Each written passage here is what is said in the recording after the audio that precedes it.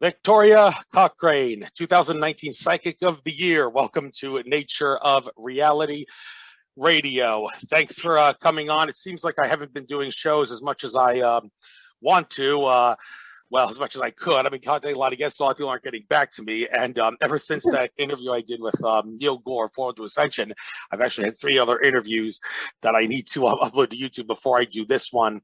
My horoscopes have seemed to suggest that I had to wait for that. Interestingly, like horoscope yesterday said, something you wanted to do 6 to 8 weeks ago will come to manifestation now. And that 6 to 8 weeks ago was the summer solstice, or winter solstice in your case, because you're from Australia, where I wanted to do the start asking people to pay to listen to the last 35 to 40% of my shows. And I said that's going to start summer solstice. Well, now it's actually going to start in August because I've waited all this time to do it. And I haven't uploaded any of the shows I've done since then to YouTube and Cost.tv. But that's going to change. I plan to upload the first show tonight, second show, and third show by the end of this week. And then you probably at the beginning of next week. So all listeners, please listen to my shows on YouTube. The first 15 seconds, though, only. Then listen to on Cost.tv. Cost.tv is a blockchain monetization channel. I ask people to listen to that so they can monetize. So I can monetize my show off of viewers listening. And again, just listen to 15 seconds on YouTube for the sake of giving me a view credit. And at the last 35 to 40% of the shows will be pay-per-view. I will state in the interview when the point will be where for the rest of the interview, you're going to have to pay me on Patreon to be able to listen to the whole thing. So I've babbled long enough. Victoria Cochrane, it is your turn to explain who you are, tell your life story. By all means, tell us what exactly you did to earn the 2019 Psychic of the Year award. That's certainly worthy of glorifying yourself about in this little intro. So you've got the floor. I will shut up and put myself on mute. I don't have Alex Jones-itis. I don't interrupt my guests. So knock yourself out and tell your life story from a primary source perspective. You got the floor. Thanks very much, Andrew. I'm really thrilled that you asked me on your show, and I will be putting it out there for people to listen, that's for sure. My name is Victoria Cochrane. I live in Australia. I'm in Tasmania. So at the moment, I'm in lockdown in Noosa up in Queensland, and we're going to have to isolate when we get home. We kind of got caught in that. But I didn't come into my gifts until I was 48. So I'm 60 now. So I could smell cigarette smoke and no one else could. And my grandfather, my maternal grandfather died of emphysema, and he could never give up smoking. And he was the one who taught me how to channel. And so after that amazing thing happened and I started receiving messages, I did a course and learnt to go to the Creator non-religiously, and learnt that I'm a very good clairvoyant, and I'm clairaudient, clairsentient, clairsalient, and all the gifts came in. And over the years, I did Reiki 1, 2, and 3, and Theta Healing and Advanced Theta Healing. And so my parents didn't give birth to a psychic daughter, and my husband was kind of like, well, this is new. And but I'm a teacher as well, so I trained as a teacher before I was married, and so I was working as a teacher, and for a long time I just kind of honed my gifts, and I started doing the Tasmanian Psychic Expos, I suppose, maybe 10 years ago. And I used to have my own stall and do healings, and now I just am a reader. So every year, all of the readers and stall holders in the expos vote for who they think would be a good Psychic of the Year, or who they think is worthy of it. And so that happened for me in 2019. So it's just for the Tasmanian Psychic Expos.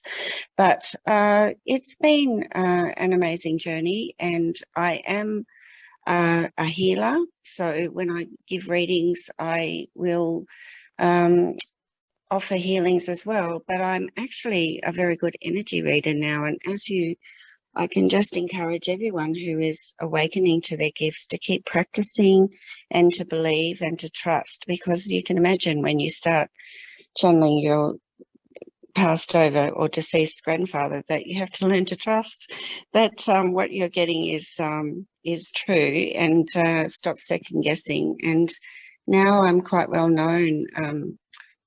Getting quite well known. I have my own show on Spiritual Events and Directory Facebook page every Wednesday at 12 noon Australian Eastern Standard Time, and have quite a few people from America following me now. And I've channeled 4 books, and the last one was released last year in November, and it's called The Book of Life, Lessons from Mother Earth, and has a meditation with every chapter. So my aim is to actually empower people to step into their own gifts and to believe that they can be the change that's needed in the world, and that it's not going to be abracadabra, and we're not waiting for the will of God. We are co-creators ourselves with very powerful minds. Every thought creates, and we need to take charge, pretty much. That's my story, really. Okay. By the way, are you recording this at your end? Am I allowed to do that? Yeah, you are. It's funny. I don't know. Maybe it's just me. Is the record button supposed to turn red when you press record? I see the thing says recording at the top of the left of my screen here. So I guess that means it is. It's just funny because I'm a little concerned that it said that without me actually pressing on it. Is the button again? Is the red button? Yes, the record button supposed to be red? Yeah, I am, but I can turn it off if you want me to. Well, no, by all means, record this. I hope I'm recording it in my end. I'm sure I am. I'll make sure of it. But in case we miss something, you can make sure it's recording. Your life story wouldn't be on if I somehow didn't get the recording going here, but that's all right. I will certainly put your life story in the bio in case anybody missed that. But anyway, not worrying about whether this is being recorded. I'm sure it is. It's just been a while since I've done a show, so I'm a little off on how Zoom works. So anyway, I guess we'll with your books now. One of your books is Raising the Energies of Mother Earth Towards and After Ascension 2012, The Highest Truth. That was written all the way back in 2013.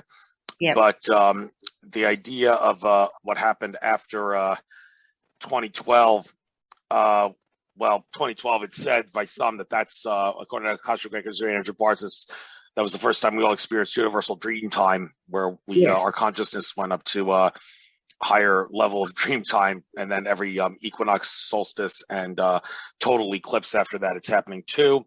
It's also Metatron, the Archangel, and this is according to Jim Self. Metatron, the Archangel, also came in that day and declared that from this point onward, everything will be in the 4th dimension, even though we perceive it as third dimensional because we're accustomed to seeing it. We are in reality in 4D. Now, there's been a lot of talk, though, about the time period that we're in now, starting with 2020 onward, being like more of a fresh start than 2012 was, though. For one, 2020 was the year of the metal rat. The rat is the first sign in the Chinese zodiac. So from that standpoint, 2020 was a fresh start of sorts. And I don't know if there's any truth to this, but the lockdowns, you say you're still in some lockdown, and I feel pity for you the way things are going in Australia. I hear it's, as a matter of fact, on InfoWars, there was a report, Paul Joseph Watson said something like Australia is like dead or something to that effect. But anyway, in last March, April, not out of this year, but in 2020, when the lockdowns all over the world happened, there were some that seemed to be of an optimistic tone, saying that what was really going on there was the white hats were the ones that wanted humanity to be locked down and not the dark hats, because by locking down everybody, it made it easier for them to take out a lot of the globalist cabal. Their influence is still felt by us, and it's going to take a little while to put Humpty Dumpty back together again, if you will. But that was a time, it's been said, where a lot of them were taken out, and that means that our ascension is supposed to increase at a much more faster rate than it has since right after 2012 going onward. It's from like 2020 onward, it's going to be much, much, much, much faster. Do you see that happening? Because there's a lot of impatient folks, and including me, because I'm an Aries. Impatience is my middle name for all intents and purposes, who are saying, I'm sick and tired of living under the thumb of globalist control. Can we please just put a stop to this and be free? So, Yeah, absolutely. Look, after that book, Beyond Ascension, 2012, Universal Truths was the next one that I wrote, and they pretty much came out together. And in that second book, it said that by 2014, Ascension would have occurred. Well, that 2014 came and went. And in that book, it also said that the old world would die. Well, then I kind of had a bit of a thing about, well, that didn't happen. And I did a bit of a tweaking in the book and put out a second edition in 2016. But when you think about it, the old world did die and it all changed because terrorism became a thing then. And so then what have we got? We've got getting to 2020 and we've got this global pandemic. And yeah, it's interesting everything that you've said. And it wasn't until a friend said to me, maybe only 3 months ago or 4 months ago, is it my imagination or are there just an extraordinary number of people leaving the planet? And I said, well, yeah. And I did a channeling about that, and the master said, well, it's all a change of vibration. So our consciousness is a vibration, and the way we are vibrationally will mean we either go with the energies of ascension or we pretty much sink and we just stay stuck, and the people staying stuck will just choose to leave. But then another friend came and said, well, do you realise that in your second book that you predicted? I said, well, no, I didn't. The masters predicted that what's happening now. And so in chapter 10, Protecting the New Energies, there are two things that the masters said that have come true. The first one has been going on for a number of years, and that is all of the skeletons coming out of the closet, all of the lies that have been told and the wool that's been pulled over humanity's eyes. And now people's truths are coming out because no one who's not in integrity, nothing that's not in integrity can withstand the energy of ascension. And we're talking about the fifth dimension now. We're talking about a consciousness where we're oneness and where we can have tolerance for other people and we can spread love and see everything with love and be in that energy of the creator, which is the energy of the universe. Everything is built on unconditional love. And so that's what we're talking about with ascension. And yes, of course, it's actually racing now. The energies are like when I first came in whatever it was, 2010, it took me 2 or 3 years of ascension sickness. Now it's like 3 months, boom, you're done, because we don't have time to wait. The second thing in chapter 10 was on the second last page of that chapter, the masters say the energies will continue to escalate. And if people don't start awakening, then there'll be a mass exit. The warning is that there'll be a mass exodus of people from the planet through a series of calamitous events and single acts of violence. And I read that again and went, holy moly, yeah, that's what's happening now. And so there are a lot of people leaving the planet.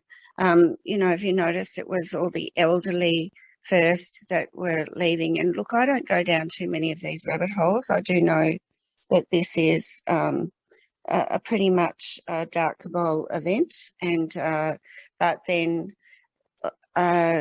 it might seem that we're all doomed. But I did another channeling just recently, and Archangel Uriel said, well, actually, no, the old world now is being encompassed by the new age of Aquarius, which is the golden age.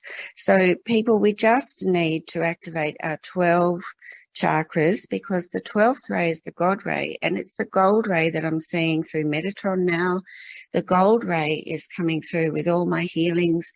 The violet flame I still use, but actually the gold ray is the one that will just transmute, and it just brings everything to love. And so when that is our 12th chakra, so we need to go through the ascension portal, through the gateway, 1111, and if you see 11 on the clock, the colon means as above, so below.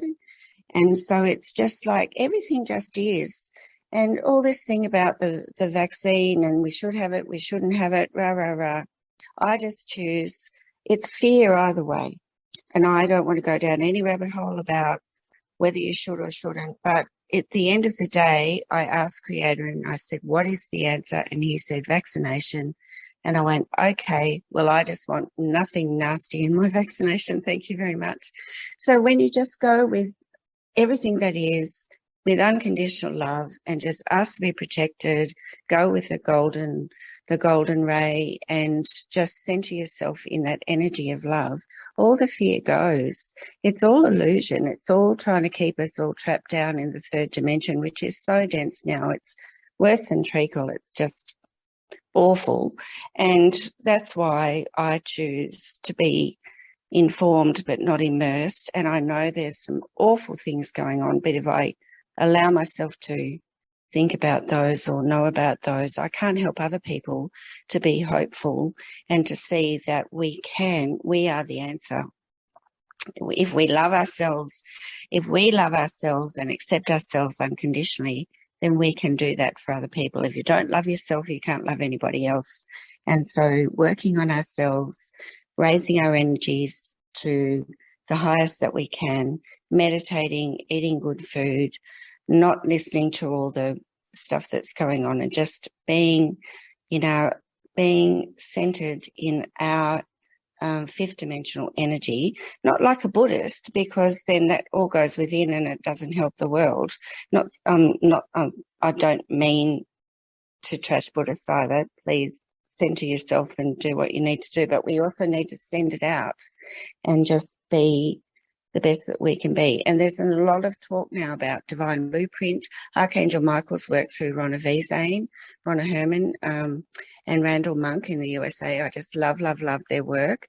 And I've got several of her books now. And Archangel Michael's teachings are just what I follow. And he's with me all the time. And it's just about being aligned to your divine blueprint, which is your best spiritual life, and that is the best that we can do for the world. And but if we don't, then, well, I don't know what it's just attack after attack after attack, and it will bring a lot of people down, and a lot more people will leave. So the choice is ours. It's in our hands, and we're not defeated. We're victorious. It's like it's already happened. But let's believe in that, and let's all work together to bring the world right into its new age. And Archangel Uriel said, the old world will always be there. There's always going to be the third dimension. There's always going to be all of that, but it's like a tree trunk. The new age is growing around the old age. So now with the crystalline grid now has a golden crystalline grid around it. And so we're just growing outwards and bringing that beautiful energy, and just really need to work very vigilantly to keep that. It's not a linear process, Andrew. It's not something that we can just say, hey, I'm in the fifth dimension, I've ascended, good on me. No, because every thought will have different levels of consciousness in it, depending on how we're feeling at the time, and we're still human. So it's it's a big process, a working process, but we can do it, and we have to believe it, that we can. And the universe has our back. Yes, the universe does have our back, but there seems to be some limit to what they can do to help us, and that is something that I sometimes complain about on this show with some people. And one in particular that really ticks me off is the fact that hypothetically, if someone wants to be the whistleblower of the year or whatever, and expose something that would radically change the world, two things in particular that make my point here. Edward Snowden, in a site, we all know what he did with the NSA, but he also has documents that would, for all intents and purposes, show that the 9/11 truth movement was right all along. And a word on the street, according to some people at a conference I went to in 2016, he wanted to release those. Not only that, there are individuals who have the technology of holographic med beds just waiting to show it to the whole world.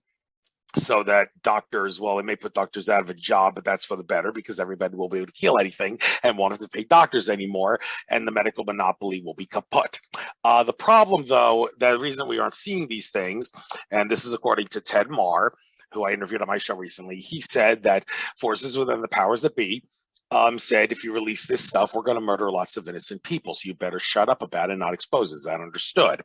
Well, I don't. I find a problem with why that should be an issue, because knowing that we have space brothers, if you will, and the universe watching over us, one would think, why can't we ask our guardian angels and spirit guides, excuse me, I just got threatened by the powers that be who told me that they're going to murder lots of people, including me and lots of other people on Earth, if I blow the whistle on their corruption and expose these things that could help humanity. Could you please hold back the powers that be for me so I can expose this and not have to worry about anybody getting killed?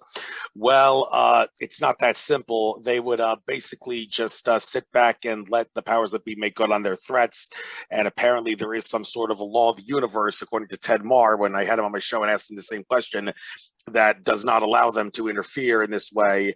As sad as it may sound, they actually have to let humanity suffer in such a situation. They cannot interfere and restrain the powers that be if someone really wanted to try to wake up humanity, and in that manner I just explained. So what exactly, maybe you know this better because you channel a lot of these entities, can you please elaborate on this law of the universe that says they cannot interfere with us and actually, as sad as it may sound, need to sit back and let the powers that be make good on their evil threats to murder people if the whistleblowers want to come forward? Okay, well, there are two laws of the universe, and there are a lot of universal laws, and they're not like the laws that we have on Earth, but we all have to abide by them, even if we don't understand what they are or even know about them. And one is the law of free will, and the other one is the law of non-intervention. And so we all have free will, and that is why when we make a decision, we make a choice. That is our choice, and it's our free will to do so. And not even God can intervene because we've made that decision. And no one can intervene on that unless we give permission to do so. So it would be wonderful if I could just go round willy-nilly, healing the universe, and wouldn't it be wonderful? But we can't. But there are different ways that we can do that. Yes, I do know that we've got lots of friendly universal galactic neighbours watching over us and helping us, but there are different ways that we can, as healers of the planet and light workers, send energy to innocent people. There's another law by the law of grace.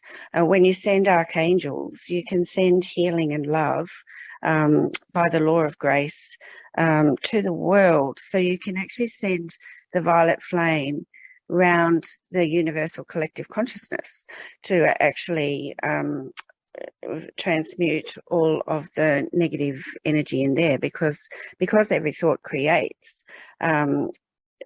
The universal collective consciousness is a mishmash of everybody's positive and negative thoughts and feelings and love and hate and despair and terror. And that is my theory of flash terrorism too, is that people get hit by such waves of intense hatred and anger that it overcomes them.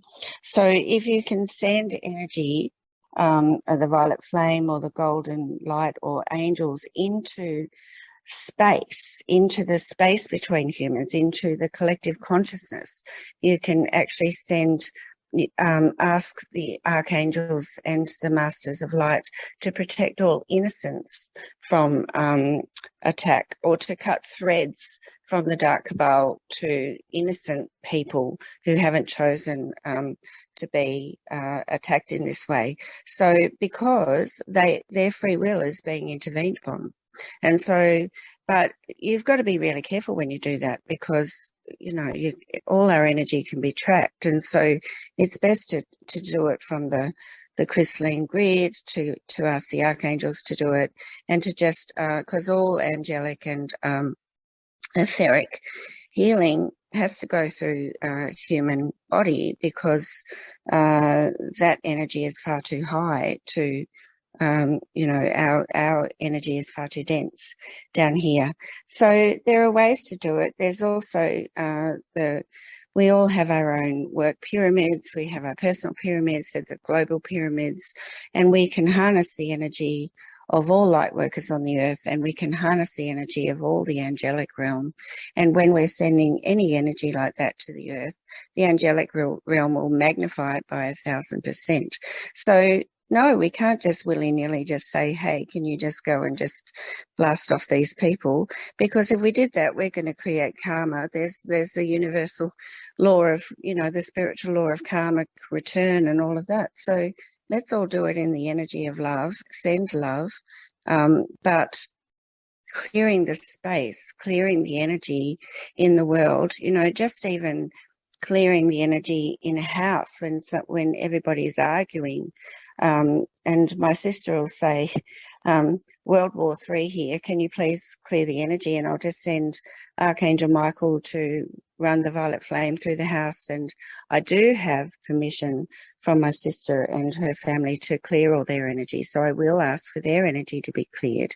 But if you don't, you can just send it through the space and it works. So there's a lot we can do. We're not disempowered, but we certainly can't just go round and just intervene on people. And you don't know who has chosen in their soul agreement to learn this lesson of darkness.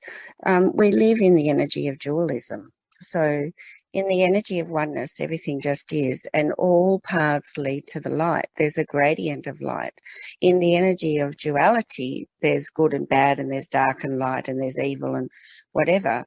But that's what I'm saying. If we move out of that into the fifth dimension of where everything just is, then all paths lead to the light, and everybody's just learning their lessons, and you don't know what the lessons they've chosen to learn in their soul agreements. And if we start intervening upon all of that, we really are just mucking things up. So yes, feel empowered, but do it in a way that is non-interventional, and not intervening on people's free will, but is actually still within spiritual law.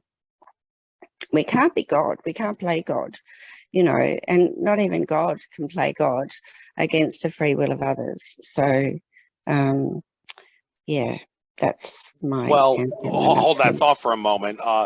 One would say that even though there is a thing as natural law, free will, the fact that we are in a free will universe, like it or not, free will does allow for one to willfully violate natural law, to violate absolutely. The free will of another. Isn't that the case? Well, that is the case, but then you activate the law of karma and you spend lifetimes, thousands of lifetimes repaying that. So it's taking the long road to the light, that's for sure. It's certainly learning lessons as well. So there's always consequences. You know, there's the law of equipoise, you know, bringing everything into balance, and there's sort of the law of polarity. So, you know, as above, so below. So what we do here does affect the universe, and that is why you know, we can't just think that we're in our little bubble and we can just wage war on each other and expect the whole universe not to notice. Like, it's so they're holding the space, but what they choose to do, I mean, if it got so bad, well, perhaps someone would have to intervene, you know. So I think we're really just being given the choice now to realise that we need to make choices, and the choices that we make will have consequences, either good or bad, you know, depending on which way we decide to go. Right. Well, some people who, especially the impatient kinds, would assert that karma really isn't playing out the way that it should. If it was, then why aren't the powers that be seemingly being shut down in a heartbeat by the universal law that said you guys have made humanity suffer enough with your system of domination and control and all the resistance that you've put up to keep people from shutting down your system of domination and control? Well, because of that, you've generated bad karma for yourself, so your system is going to collapse. Well, one would make the argument, okay, that is happening, but of course the impatient among us would say, well, it's not happening fast enough. Why don't the bad guys seem to be suffering bad karma for the things that they are doing? Or are they? We just don't know Well, I what's think going on they behind are. the scenes. Well, you just don't know, but why are they getting more and more desperate? You know, so and look, we could talk about this and argue the point, and I think what you're saying is right. But then that is what we need to rise above, okay? And that is what we need to go to the next ring of the tree. Otherwise, we're just going to be caught in this fight of light and dark that's been going on the astral plane forever, and so the more people that go to the next ring of the tree to actually really work their way up to the fifth dimension of their and raising their consciousness, starting to send that love and light, starting to use the golden rays, starting to use, always using the violet flame, always, if you notice the energies in the sky, Mother Earth has got herself there already. I mean, the galactic rays are in the rainbows. The galactic rays are in the skies, in the sunrise, in the sunset. It's happening.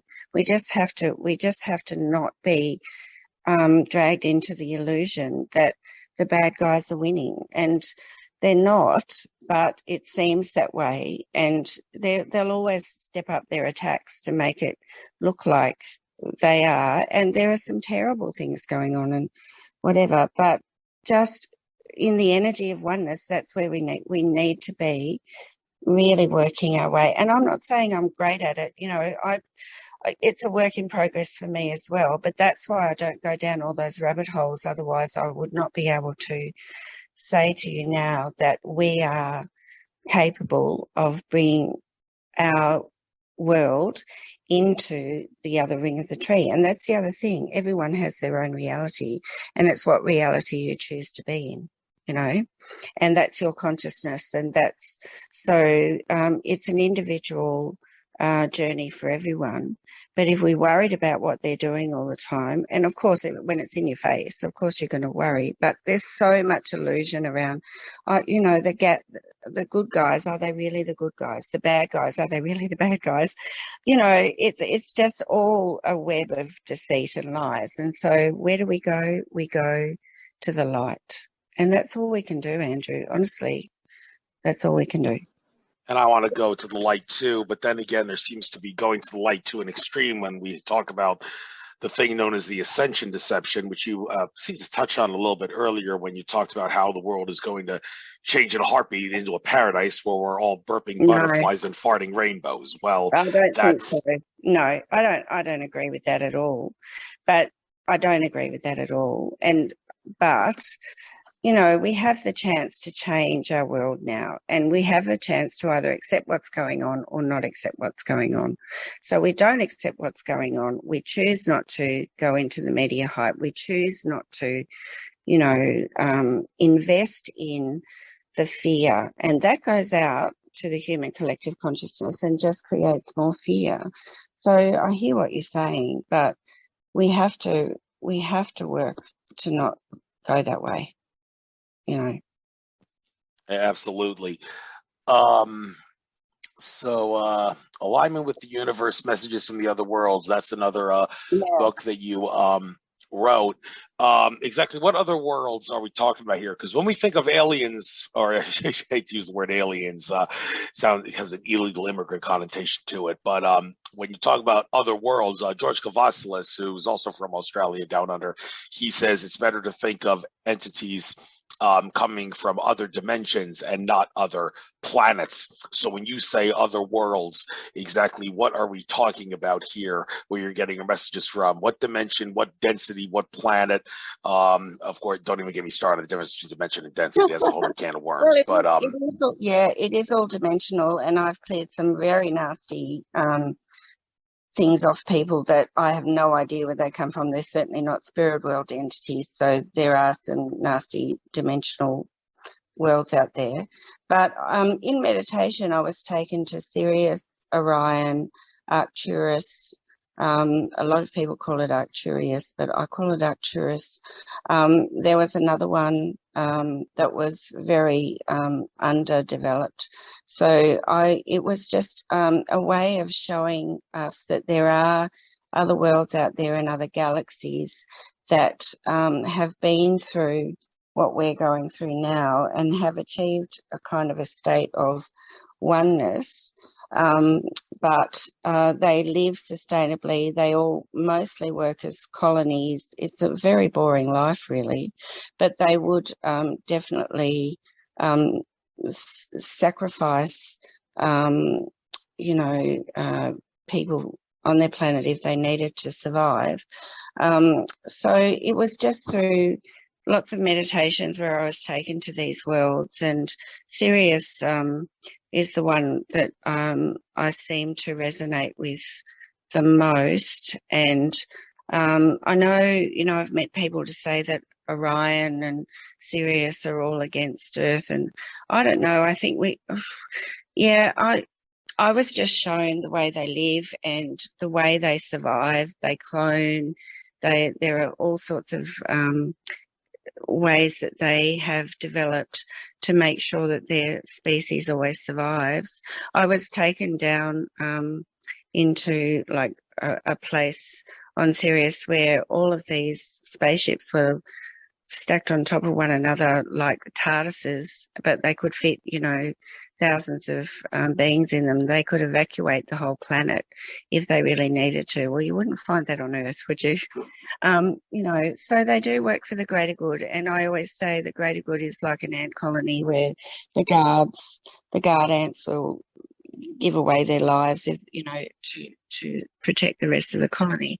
But I always say, I would like things for my highest and best and the highest and best of everyone else and in the highest and best way. But as soon as you say for the greater good, then you're talking about sacrifice, and in the energy of oneness and the Creator, there is no sacrifice. But anyway, so it was just a way of being shown of how they have developed sustainability and living in harmony and oneness, and how they also have mastered time. The law of time is that there is no time. The universe doesn't work on time. So they can just literally time warp across galaxies and whatever. And humans spend their whole lifetimes trying to get to Mars or somewhere in the solar system, and they can certainly be wherever. And there are a lot of entities out there who don't have bodies. So some have form, some don't have form. They're just a thought form and a consciousness, and they're very highly intelligent, and it all works on coding. And so, that is what I've been shown, and I can never prove one way or the other whether, but it's certainly what came through for me, and a lot of the messages in there was what we can learn from these planets and how we can embody the way they live and bring that into our lives. And they're certainly watching Earth with great interest. And do you know, one of the